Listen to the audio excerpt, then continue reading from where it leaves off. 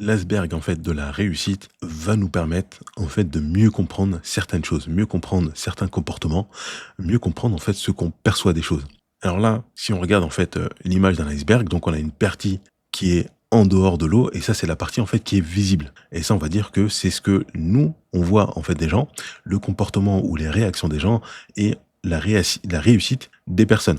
Sachant que la réussite, elle est propre à chacun, c'est en fonction en fait de ses objectifs. Et on a donc la partie de l'iceberg, en fait, qui est invisible. Et c'est là, en fait, où tout le travail est. Et donc, ça va être tout ce qu'on voit pas d'une personne.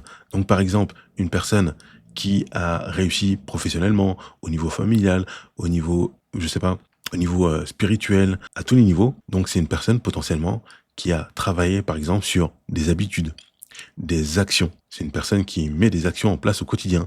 C'est une personne qui a eu une certaine ambition. C'est une personne qui a eu une certaine vision. C'est une personne qui a eu une certaine persévérance, une certaine résilience. C'est-à-dire que parfois, tu as des échecs, tu as des problèmes, etc. Mais malgré tout ça, tu continues en fait à avancer avec les difficultés que tu vas avoir au quotidien. On va avoir donc du coup une certaine discipline. Et la discipline, en fait, on avait dit effectivement que c'était le fait de faire une chose que tu le veuilles ou non. Ça va un petit peu plus loin, mais là, c'est pour illustrer rapidement. Donc, il y a toutes les valeurs, effectivement, de la personne, en fait, qu'on ne voit pas. Il y a les valeurs, il y a les croyances. Les croyances, ça peut être des croyances religieuses, liées, par exemple, à Dieu. Ça peut être des croyances limitantes, en fait, qu'on a et qu'on a dépassées. Et on a la partie mentale, le mindset. Donc, c'est tout un ensemble. Bien sûr, c'est pas une liste qui est exhaustive, mais c'est tout un ensemble, en fait, qui va avec avec notre expérience, l'éducation, en fait, qu'on a, les blessures qu'on a, etc. Donc, il y a beaucoup de choses, effectivement. Donc là, tout n'est pas illustré.